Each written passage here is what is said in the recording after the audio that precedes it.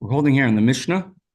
If you have a Gemara art scroll, it should be the last one, 29a. 29a 4.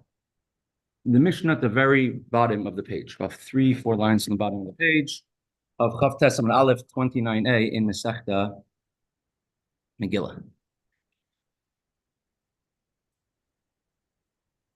So the Mishnah will, as we're coming to the end of the entire Mesechta, we're going to circle back the entire theme of the Mesechta. The first, let's say, 20 blot of this Mesechta, they were discussing all the halachas of Megillah, laws of Megillah, when you read the Megillah, and explaining the Megillah.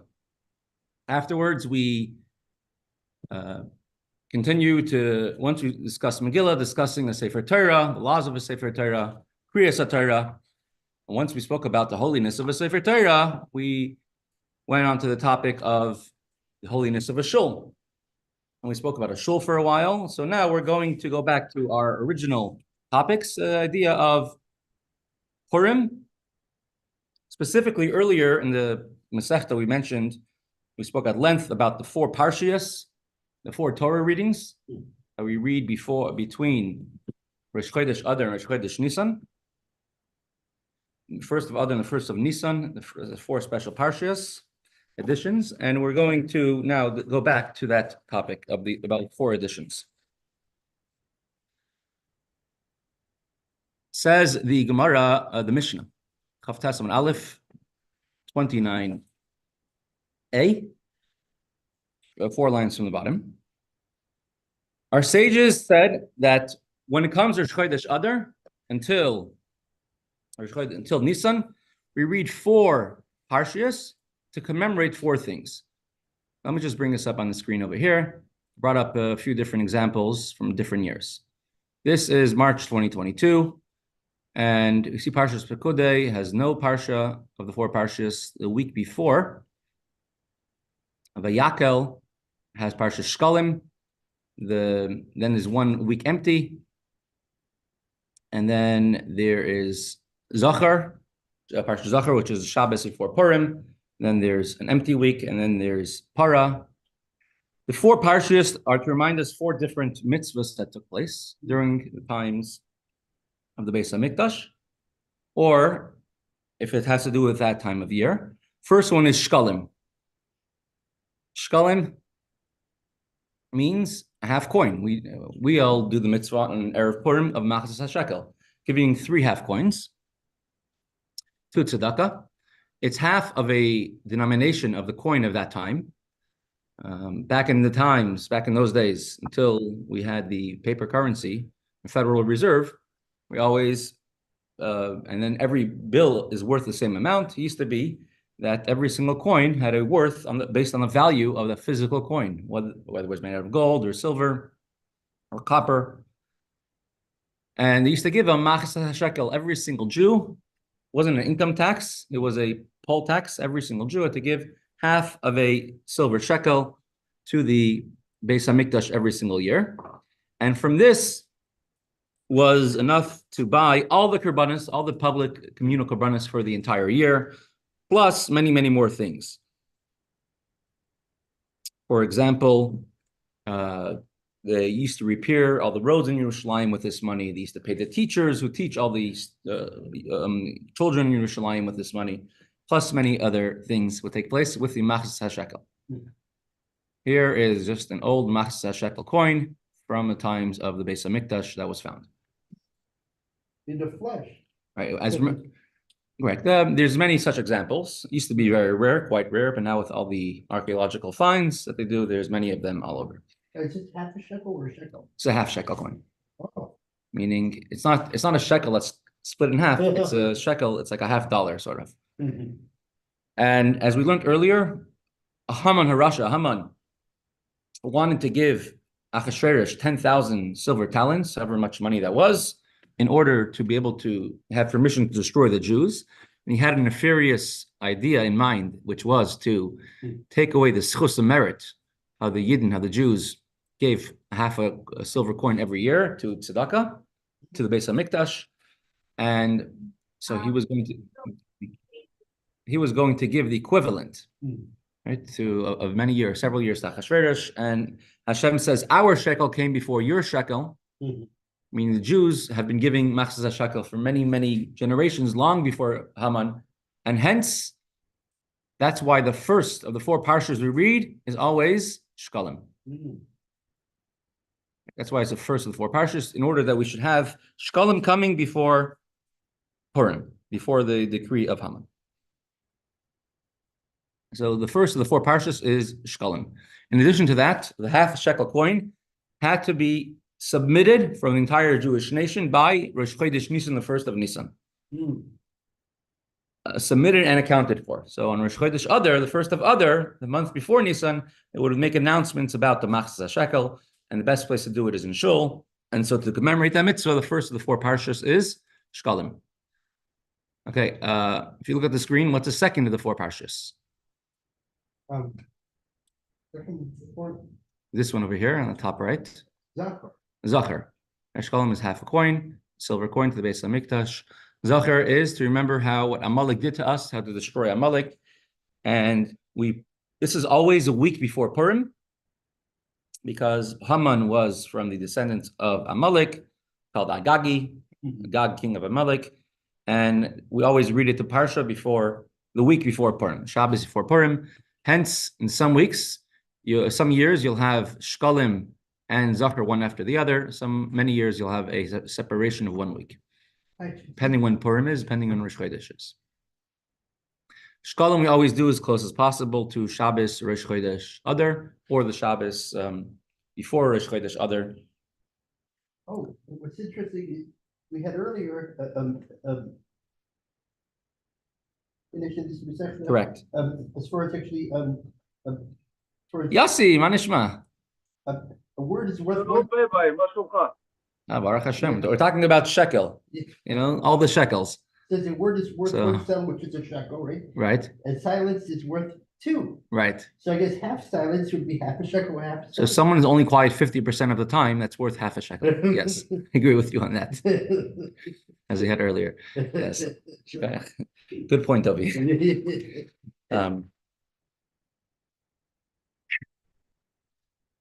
The third parsha that we read is, bring that up, is Parshas Para. Para is a red heifer. It's a very nice steakhouse in Yerushalayim called the Red Heifer.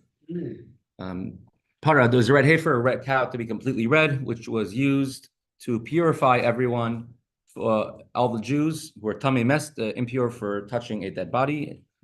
And in order to bring the carbon Pesach on time, everyone had to be patar, pure, and not impure, in order to make the carbon Pesach on time. So we read this before Rosh Chodesh Nisan because it was a 7-day process to become pure.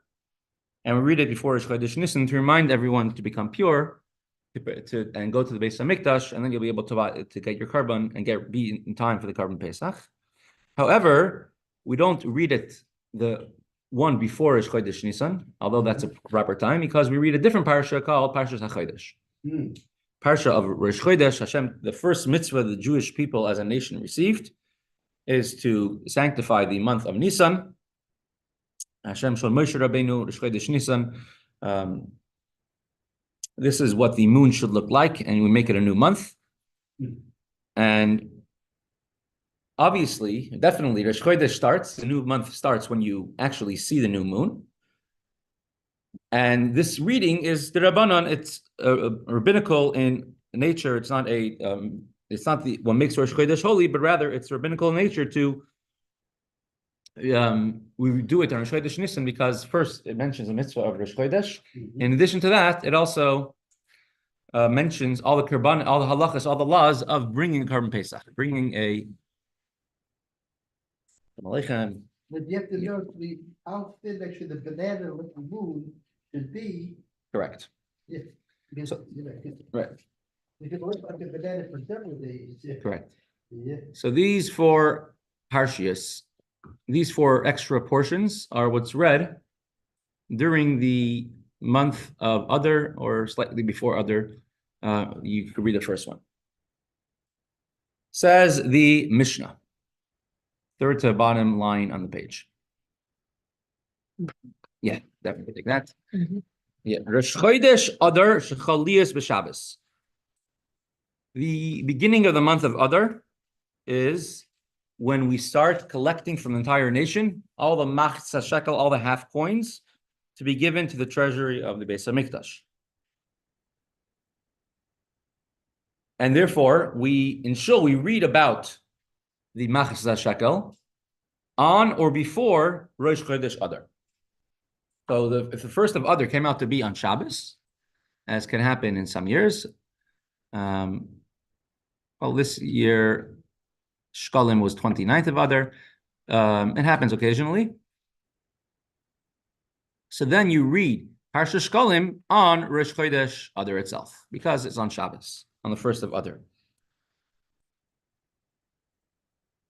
Curry in Parsha Shkalim, you read the Shkalim, and Gemara is going to explain on the next Amud, the other side, which Torah portion you read for Shkalim. Chaliyas b'toich Shabbos. If Rosh Chodesh Adar happens in most years, Rosh Chodesh Adar, first of Adar is the middle of the week. So, for example, this is 2024 this year. The Rosh Chodesh Adar Beis, it was on Monday.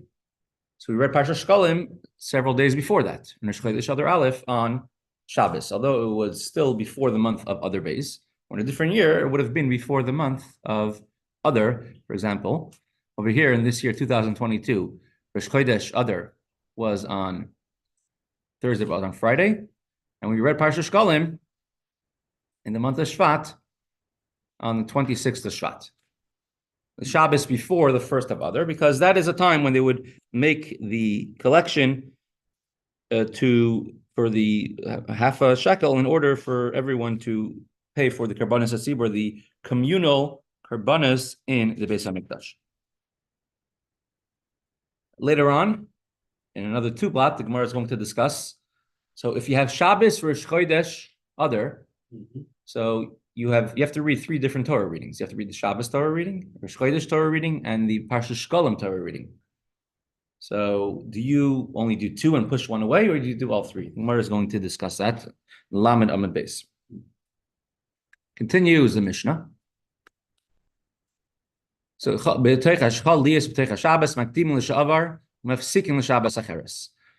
Rosh Chodesh, the first of Adar, happened to be during the week, so then you read Parsha Shkalim, the Torah portion saying that everyone should give a half a coin. You read that on the Shabbos before Rosh Chodesh Adar, even though it's during the month of Shvat or Adar Aleph. Mafsikin l'Shabbos acheres. And in that case, you can never have the second Shabbos, the Shabbos after Parsha Shkalim, to be the Shabbos before Purim. Why? Look at the calendar again.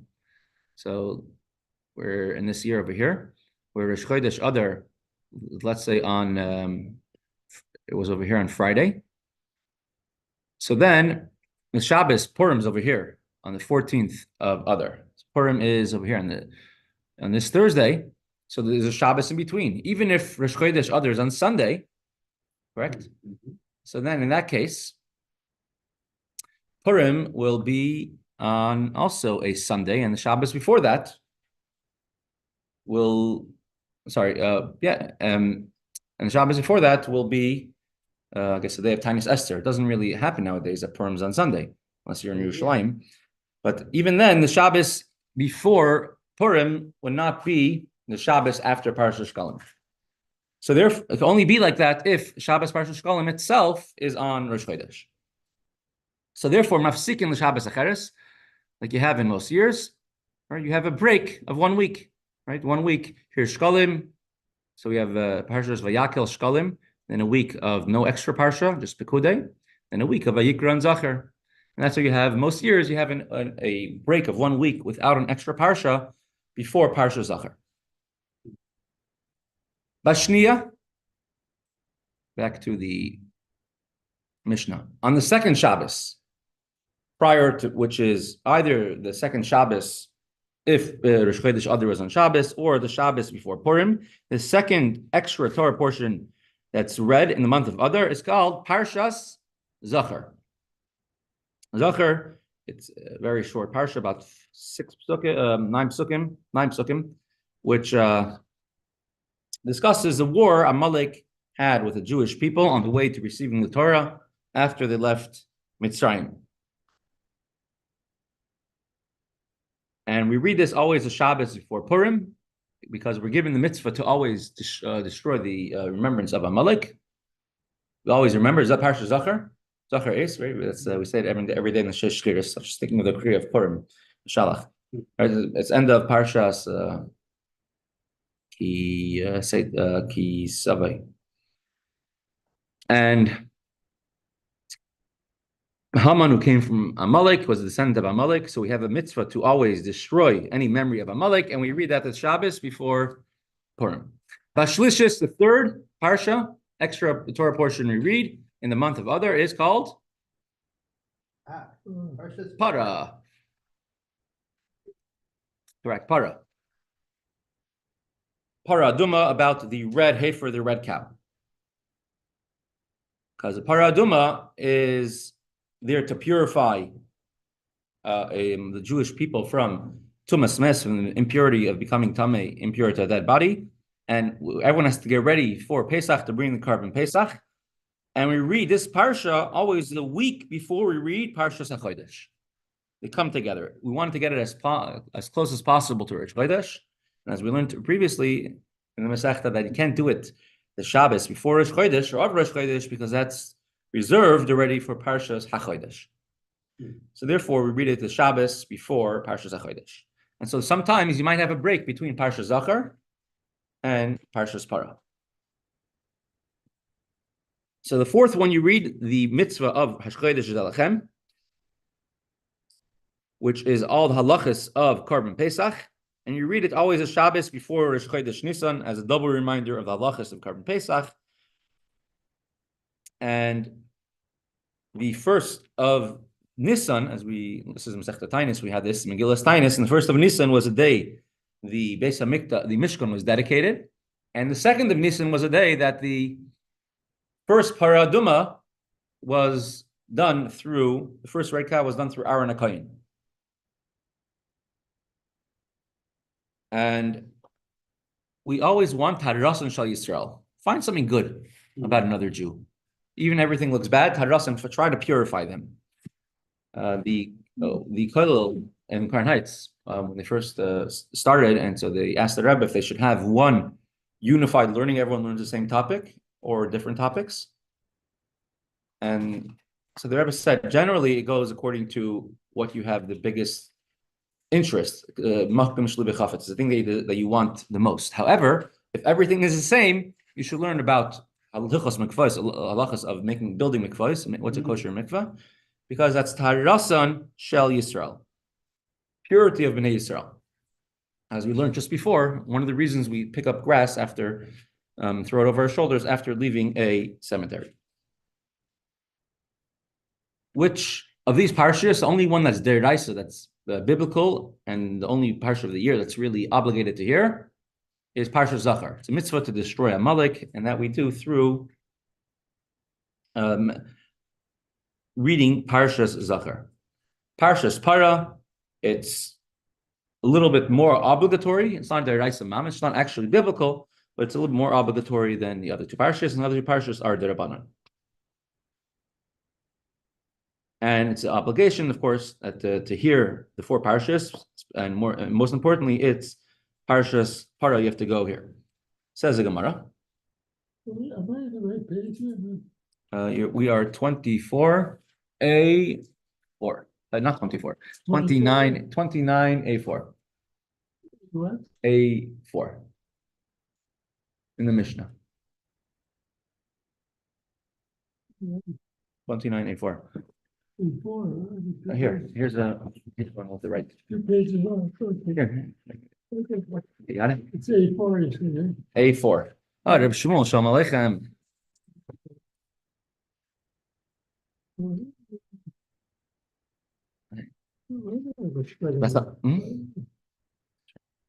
B'chamishis. Sure. And the fifth week, which is after you finish all these Parshiyos, after you finish the four, you go back to reading everything in its regular way, regular order of reading, and no special portion is added on from the fifth week and onwards. That's what it means, Kisidron, back to the regular order.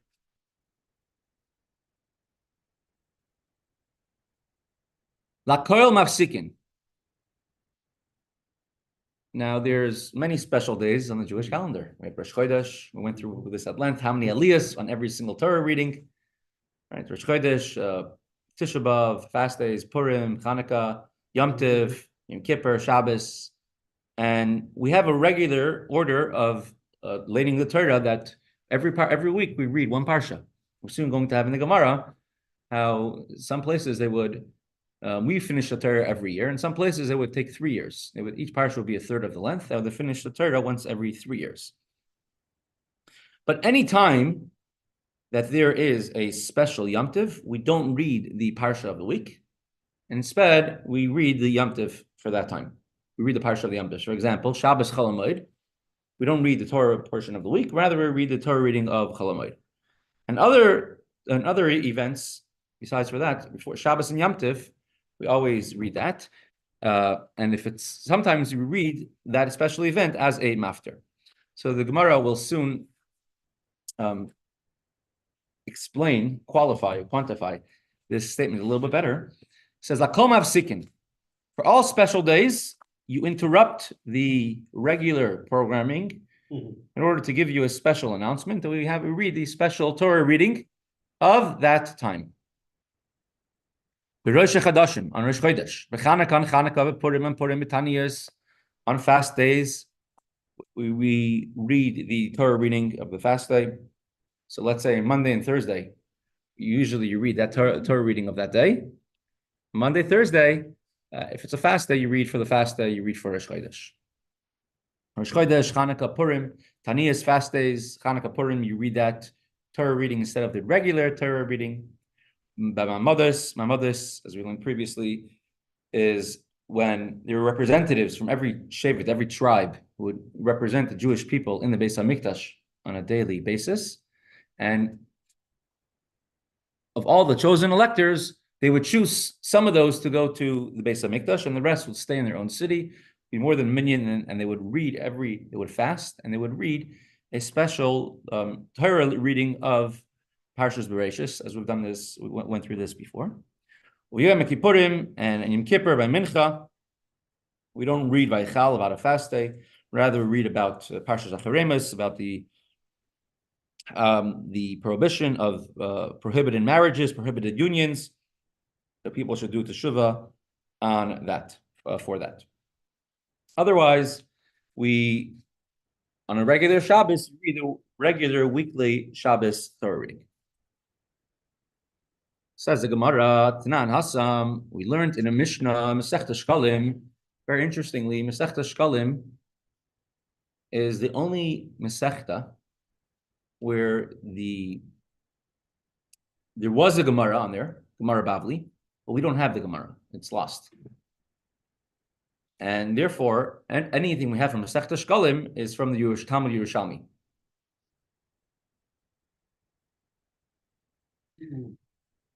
If you ever learn Mesechta Shkalim, it's very difficult to learn. It's a very different, very, very different layout from Talmud Bavli. We learned in a Mishnah, in Mesechta Shkalim, Mishnayos, be'echad be'adar mashmi'in ala Shkalim. You know, in the 1920s, somebody came out with he was a forger, but came out with a new discovery. They found a manuscript of the original Mesechta Shkalim, and they brought it in to the different Kollel Eretz Hatzvi, and they all dismissed it out of hand. That can't be. The Rogatchover going said there's like, I think, 75 different mistakes that he found in there. And the Abraham said it was a forgery. Correct. I think in the beginning, I think the Chaim was fooled, but then he got unfooled when he heard actually the info. Correct.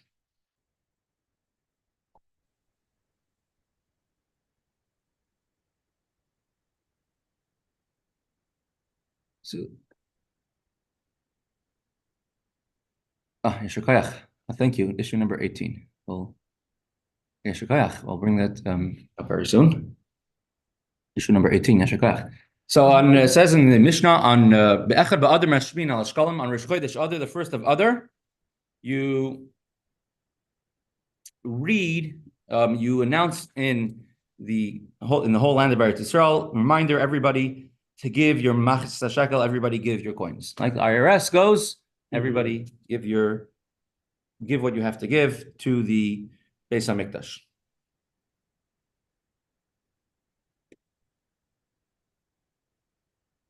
Next page, turning the page to the Ala Kilayim, and you also have to make an announcement regarding the need to uproot any Kilayim. Kilayim are, bring up the image over here.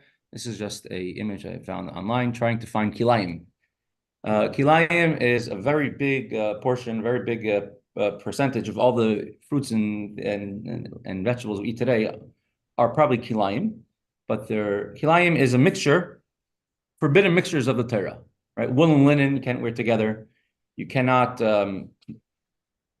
make a ox and a horse, two different animals work together at the same time simultaneously. There's Kilei Karim, you're not in a vineyard. You can't graft two different type of trees together. You cannot graft in a. You see, well, you couldn't do it by throwing it on the ground. Right. So you couldn't make a mixture of two different seeds together and plant it. It'd have to be. It has to be two. So you see over here, this is just an example. This is a small garden. Is very interesting. Very specific halachas. But here, these are 4 different species, and the way to allow them, since it's not a large garden, it's very small. Each one has to have its own specific enclosure, like this. Oh, wow. Idea of kilayim. So you're not allowed to mix 2 types of plants together, 2 grains together, 2 trees together. Is it the fruit farm? This was made as a assist to learn Mesechta kilayim. I'm still confused. But isn't it with one throw? I mean, planting seeds, you can't mix them with one throw. Right. So you can't mix them in one throw. But they also have to be a certain distance from each other, so they shouldn't look like they're growing together. You got the cucumber, you got zip. You drop one here, and you walk a little further. You put a different seed there. Is that okay anyway? So if there's a certain amount of distance in between, then it's okay. Kilayim only applies in Eretz Yisrael, does not apply in Chutz La'aretz. But the Rabbanan, they said he can't do it in Chutz La'aretz. A Jew cannot do it in Chutz La'aretz. But a non-Jew could do it. So if you're, even in your Kilayim, a lot of it has to do with visuals. So if there's a little separation in between, it's usually fine. If it's on 2 different sides of the fence, it's usually fine. But if it's a large field, you have to have a larger separation. Are you allowed to tell the goy to do it, or is it only like the goy does it on his own? Sort of the goy does it on his own. So you cannot make a grapefruit tree. A grapefruit combines a lemon and I think an orange. An orange. I mean, a lemon and orange or something. Okay, you cannot make a grapefruit tree because it's making kilayim. But if you have a grapefruit seed, it's already been made. That you're allowed to plant. And you could buy grapefruits in the store because it's coming from a non-Jew. Oh, I mean, if it would be coming from a Jew in Israel, it would be prohibited? Yeah. It's amongst the things you have to worry about. Correct. That's one amongst the things you have to worry about till today is kilayim. It's a very serious thing. But the halachas of kilayim, I say, are beyond the scope of just this Mishnah over here. So kilayim is a mixture of forbidden plantings, and Beis Din used to go around and used to uproot all the plantings that were kilayim, and all the people who had kilayim mixtures, forbidden mixtures in their fields were very happy. Beis Din is doing a free cleaning job for us. So they went, and Beis Din said, we're going to be mafter. We're going to, if we find, they would go around and make inspections, and then they would be mafker. They would make the entire field ownerless, and anyone who wants could take. Hefker, Beis Din, Hefker Beis Din has a power to take any private property and make it ownerless if they so deem it necessary. What's it called when you take someone's property? imminent domain. Imminent domain, right. So Bezdin has the ability to have imminent domain. And therefore, then people started being very careful on Kilayim. They don't want to be caught by Bezdin with a forbidden mixture. So they would announce it on Rosh Chodesh Adar because that's the end of the planting season. And so to make sure that the very last plants are being planted at that time of year, so make sure that to uproot all your forbidden things that are growing, any forbidden mixtures that happen to be in your field, they would announce it. So therefore, right after Rosh Chodesh Adar is when the grain starts to grow, right? Wheat and barley, after Rosh Chodesh Nisan. So Bezdin announces, make sure to clean up on Rosh Chodesh Adar, make sure to clean up before the grain starts to grow.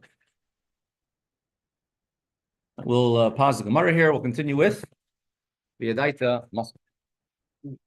In the book over here, we are on page 177. You skip anything?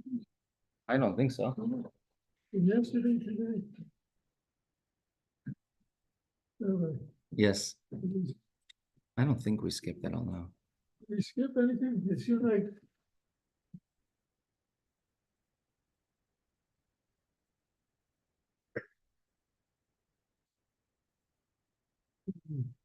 The last thing we learned about was, before this, was about uprooting grass, a shul that was abandoned, and it started growing grass. You're watching it, that's good, huh? Yep. No, you Well, I mean. no, you went no, I mean, trying to see from. I did, I know. I mean, over here, I was, we should do a whole bunch of beer. And now I have a little bit off your diet spice. Well, then usually that would be gone, half gone already, quarter. Let's see how this works. Well, it works out. Could you imagine that worked out? So you said Mendi and the Golem, volume 18. Just wanted to bring it up. The idea that you just look past the facade of the world, if you do that, you'll experience miracles because you're not looking past the facade. You're looking at the real existence.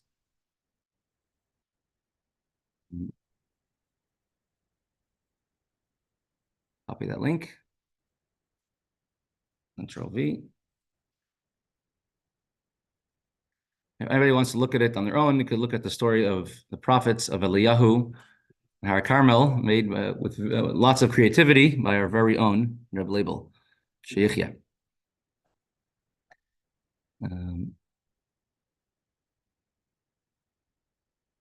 Here it is.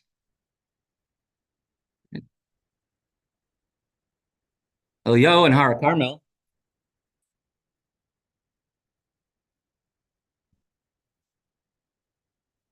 Eliyahu was a prophet of Hashem, and the Jewish people at that time, under the guidance of King Achav, were serving an idol called Baal, worshiping Baal. Hashem sent the big E, Eliyahu Hanavi, and he offered a challenge to the prophets, false prophets of the Baal, of the idols. To each one should go on Har Carmel, Mount Carmel. We learned about this yesterday in the Gemara. Right? Har Carmel wanted to be by the Beis Hamikdash, was one of the tallest mountains in Israel. And he told them you can't walk on two sides of the fence. Either serve Hashem or serve the Baal. And they had a contest, each will bring the carbon and see which fire will come down from heaven to consume whose carbon, whose sacrifice. All the prophets of the Baal versus Eliyahu Navi, one singular person. And the prophets of the Baal knew that they wouldn't be successful. So they built a secret tunnel under their altar with someone there named Chilik ready to light the bull on fire. A snake came and bit him and he died. And they're trying to wake him up. And all these different ways of trying to wake him up. And Eliyahu says, I think you went to Florida. And then afterwards, Eliyahu Navi says, when it's coming to the end of the day, Eliyahu Navi says, now, gathered all the Jewish people around and says, I want to show you and prove you how Hashem is Hashem. He says he built a new Mizbeach. It says no funny business there. You'll see there's no hidden tunnels underneath the ground. And then afterwards he said, dig a ditch around it, and they started pouring barrels and barrels and barrels of water. Then they brought a carbon, and a fire came down from Shemayim, from heaven, and licked up all the water, dried up all the water, and burnt the carbon. And everyone screamed, Hashem Elikim, Hashem is Hashem. And then they got rid of all of the prophets of the Baal until Zevel was upset, and he had Eliyahu to run away, etc. So the big miracle that happened here, besides for the fire coming down from heaven, usually fire and water don't mix. Usually water puts out fire. And here the fire consumed all of the water and also brought the water up as a carbon to Hashem. As we're holding here in the Maamar. Avol mitzad Shem Havaya. When it comes from the name of Hashem, when it comes from Shem Havaya, Vavke, Hashem creating the world, there's no limitations. As we had the story of Rabbi Chanina ben Dosa, that his daughter, by mistake, bought vinegar instead of oil, and they were too poor, and she was too embarrassed to tell her father. And father said, "Don't worry, Hashem is the one who makes the oil burn. He can make the vinegar burn." And that's what happened. It burnt an entire Shabbos. Same thing that Eliyahu Navi, find the space over here, find the place.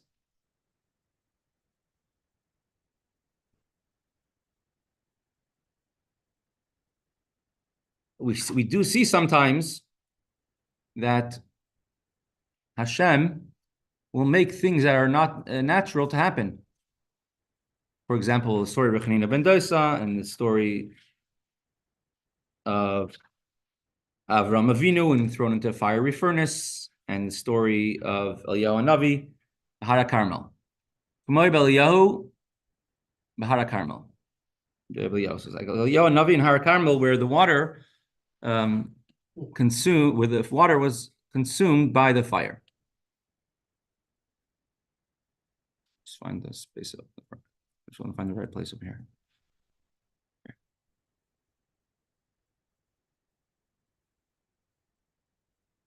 Here it is. And usually they don't get along with each other. However, Eliyahu Navi and the prophets of the Baal, the water was consumed by the fire. And that comes from the name of Havaya.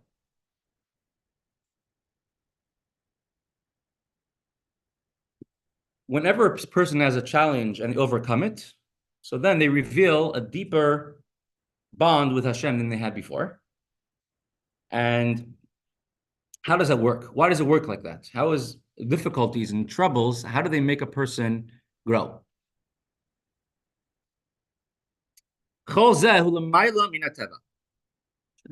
All this is supernatural.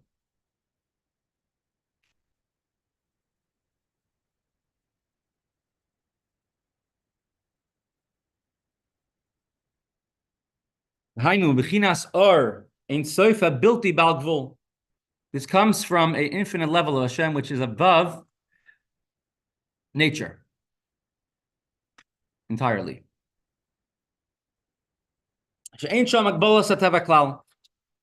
Where there is no limitations of nature at all, since it is in a limit established by Hashem. And supernatural is above that.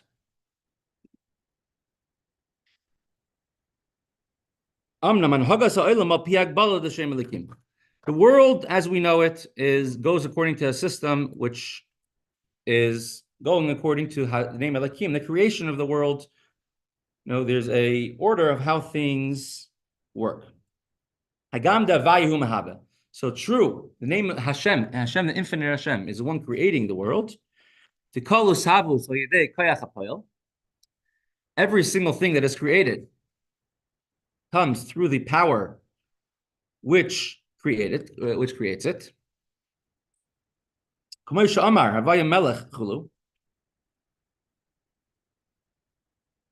As it is stated at length above with the verse, Hashem Melech, Hashem is a king, constantly. Nevertheless, the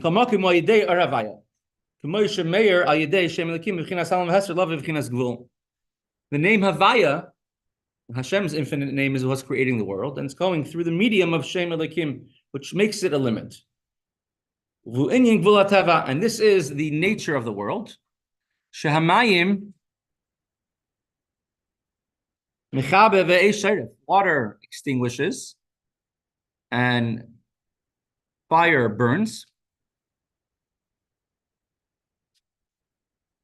And within the context of creation, you have certain rules and limits, although it is from the name of Havaya.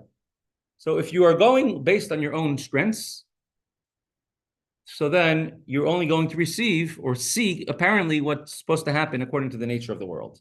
But if you go above and beyond yourself, right, you reveal a deeper connection, a deeper bond with Hashem, then Hashem mirrors what the person does, and you're able to see super miraculous events take place, like Avram Avinu, Eliyahu Hanavi, Rebbe Chanina ben Dosa.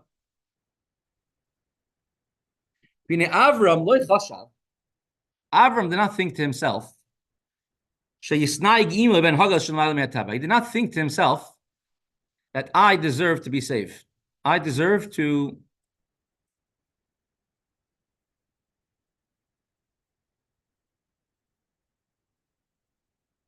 that I'm giving my life up for Hashem. I'm going to be thrown into a fiery furnace, but I'm not going to be killed. Avram Avinu, when he went into the fire having in mind that he will die. And it actually happened. As we see, his brother, Haran, they asked Haran, which side are you on? Are you on Avram Avinu's side or Nimrod's side? Or do you believe in Hashem or do you believe in Nimrod as a god? And he says, I'm not sure. Once he saw Avram Avinu get saved from the fire, so now they asked him, who do you believe in? You believe in Hashem or do you believe in idols? And he said, I believe in the God of Avram and Hashem. And he was thrown into the fire and he did not survive. He died. Avram Avinu was saved because he still had a mission to do. What was Avram Avinu's mission? To spread Hashem in this world, correct? To bring about a Jewish nation, which he wouldn't have been able to do yet. But Avram Avinu, when he was thrown into the fiery furnace, he did not have in mind that he will be saved.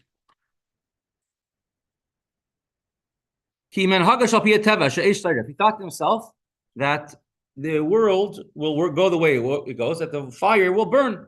And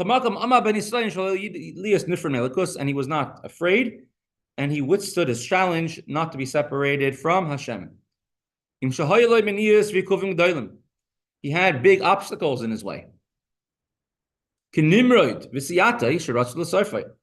Nimrod and all of his retainers and everybody who desired that Avram Avinu be put to death, burned to death.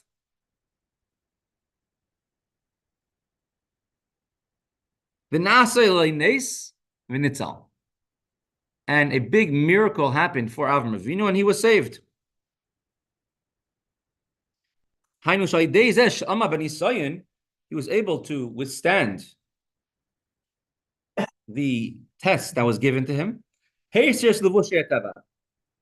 And he removed, how did he stand it? He removed any covering the veil of nature, which are the concealments which stem from the name of Elikim. And you have the infinite light of Hashem, which is unlimited. And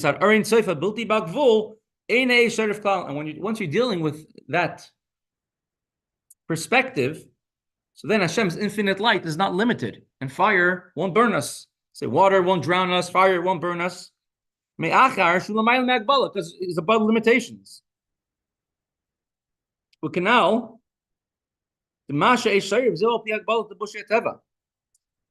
the whole nature that fire has, that it burns something or someone, it's only a natural garment which Hashem gave it. From the perspective of Hashem's infinite light, it does not have to be like this. Fire does not have to burn. Because there are no definitions and no limits at all.